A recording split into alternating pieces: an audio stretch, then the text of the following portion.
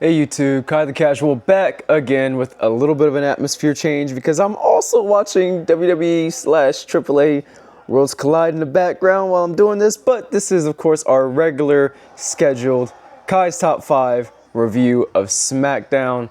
It's a pretty good show actually tonight. I did not get the title change that I wished for, but we'll talk about that later. So let's start with some honorable mentions. Of course, we had some video promos that I really enjoyed tonight. Aleister Black is still on Damian Priest's case. Solo Sikoa cuts a nice, very good promo against SamiZayn, talking about what he's lost to get that title. I really liked how he did that. And then the Wyatt Six cut a promo on the Street Profits. And they're kind of teasing, like, what's going to happen next with the Profits? Are they going to break up, or what's going to happen? So, really love that. We also have a scene with Nick Aldis talking to Chelsea Green and Alba Fire about they're demanding a title shot. And they said the winners of the match next week on NXT, they can have them. So, can't wait to see that. And, of course, also in the same scene, which this was a bit more interesting to me, he also runs into The Miz, and The Miz pretty much wants to hound him again for a title shot, and he says that Carmelo already asked him for a title shot, and he granted it. It's teased that this is likely for a U.S. title shot, which is later confirmed, but we'll talk about that a bit later. So, and the very last thing about this show that I loved, I'm watching it right now, but I loved how near the end of the show, they tied in an interview with Vero Rodriguez with Rey Mysterio into the main event at Worlds Collide tonight. They pretty much go, after the interview, Rey Mysterio is interrupted by his son, Dominic, of course. And Dominic's, he's there with his IC title. He's like, how about you raise the hand and wrap the belt around the waist of whoever wins tonight? And Rey accepts. But right after he leaves, here comes Finn Balor. I'm sure he's happy to see wifey Vero. But he comes up and says, you should prove yourself tonight. You should show everybody that you can do it alone. So that means no Judgment Day tonight. That does not exclude El Grande Americano, though. So we'll see what happens later. Also, Liv Morgan was at the press conference for the Saudi Arabia WrestleMania announcement.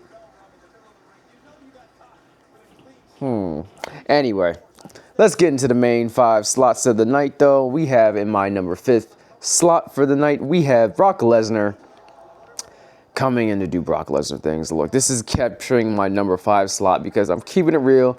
I am not impressed with Brock Lesnar's promo skills. That's why he had Paul Heyman in the first place. You might as well just have this guy come in, smash, and leave. Yeah, anyway. Awkward pause. Yeah. Just have him F5 and leave out of here. Of course, the most entertaining part of this was R-Truth coming out to defend the honor of his childhood hero, John Cena. So we get a little bit of Ron Cena action, of course. But of course, this just goes a little bit of back and forth. F5, Brock leaves. The weirdest part of this was Brock apparently looking for John, even though last week was supposed to be John's last SmackDown. So it really just made it seem like Brock was out there to crush somebody and leave, which is what he did. So, oh yeah, and he ripped his pants after hitting that F5. And he looks at Stu, the cameraman, and he goes like, Stu, I fucking ripped my pants.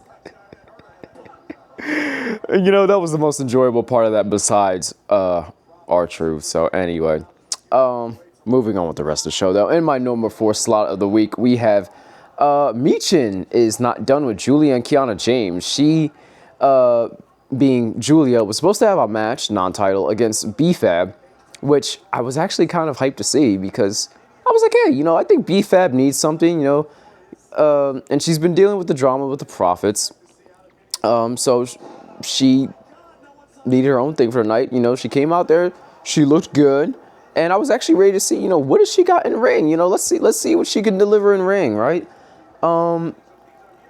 She's one of those people who I feel like hasn't had enough time in ring. I think NXT might be a good place for her to build that up. But anyway, the match didn't even start because Kiana James gets into the ring, mouths off, and B-Fab catches her with the ring rope. And then the two end up beating on her until she is saved with Michin with a kendo stick. So Michin is not done with these people. And I don't know, maybe this will lead to some sort of tag action next week. We'll see what happens. Next, in my number 3 slot, I wanted the title change so bad. And I was really glad to see the crowd is getting behind Jade Cargill. Thank you, guys. We're getting somewhere. And I did think, hey, she did look good in ring tonight. Like, I know that's been a concern for a lot of people, but she did good tonight. I didn't see any crazy botches. She had a good-looking Eye of the Storm. No jaded. But this was a well-worked match by both ladies. Very, very good match. It ended in a countout, unfortunately, after Jade Cargill hit a spear through the barricade, but they both were counted out, protecting both stars, and Tiffany retains the title for now. But Nia Jax comes in, does Nia Jax things, crushes them both. We'll see where this leads. Maybe a triple threat of some sort. We'll see. But anyway, in my number 2 slot for the week, I have SamiZayn versus Fenix, which is the opening contest of the evening. But I gotta say, absolute chef's kiss clinic against Fenix. I loved it so much. The only criticism I have for this whole thing is I would like the open challenge thing to be like SamiZayn comes out and somebody gets revealed to come out. We opened up with them talking that he wanted it. Sami does retain though. And then later on in the evening, we find out Carmelo Hayes' title shot request was for the US title. So I guess the whole open challenge thing just means that the door's open for anybody to challenge. So whatever. I would like it though to be kind of how John did it back in the day. You know, he was standing out there waiting to see who was going to challenge, who was going to step up, right? And we get that pop of, you know, how awesome would it have been with, you know, the new special effects for, you know, Fenix. You know, how awesome would it have been if we had any more, you know, hit, you know, with Ray coming out, you know, as a mystery opponent. But anyway, so yeah, afterward, later in the night, of course,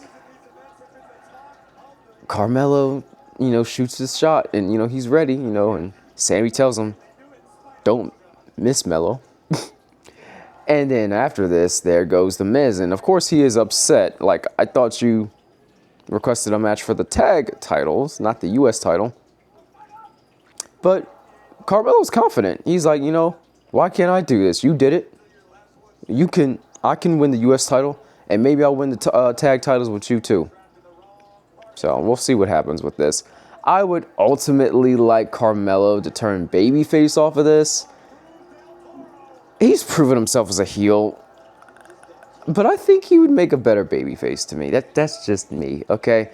And he's also working on NXT. I love seeing him back in there along with some of the other veterans from NXT. It was pretty cool. But anyway, so getting into my number 1 pick for this week, the main event is back in the number 1 slot this week with Drew McIntyre versus Randy Orton being a grudge match. And I love the big fight feel here. It was really good. The match concluded though with Drew hitting a second Claymore. He hit one earlier, along with Randy hitting an RKO. But both, you know, ended in, you know, them just avoiding the pins.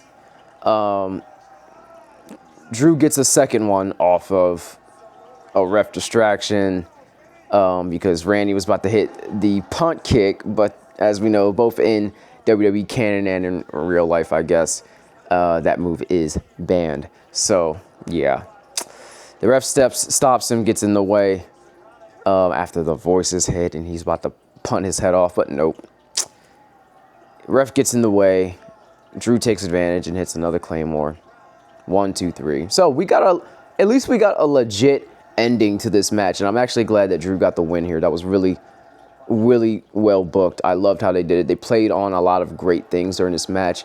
Drew even hit a figure 4, kind of maybe like a little bit of a shout out to Evolution You know, Ric Flair. I love that. I really love that. Post-match, though, Drew tries to go for that post-match beatdown, and out comes our champion, Cody Rhodes. He comes in for the save, hits the Cody Cutter, grabs the mic, and challenges Drew McIntyre for a match at WrestlePalooza next Saturday. I will be watching. I hope you will be too. Hey, guys, make sure you watch out for casual wrestling predictions for both. Yeah, we're going to be doing it both for WrestlePalooza and for AEW All Out. I hope I can watch both shows, but with one being at 3 and one being at 8 or 7, I believe, I think we're a-okay for a whole wrestling day. And I'm off work, so cool. I'm going to get watching to AEW, or not AEW, AAA, Worlds Collide. You guys know the drill. Like, comment, subscribe, ring that bell notification, and I love you. Enjoy pro wrestling. I know the world's kind of chaotic right now, but at least we have this safe haven to just enjoy the hard work of these awesome athletes in ring. So anyway, enjoy pro wrestling. And for the love of pro wrestling and this world, keep it casual.